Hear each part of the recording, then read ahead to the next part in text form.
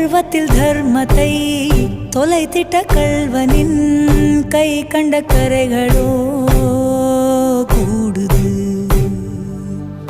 இருளிலே செவியேறும் இடி போல பறையும் அது போகும் பூமி தாயின் மடியை தேடித்தானோ.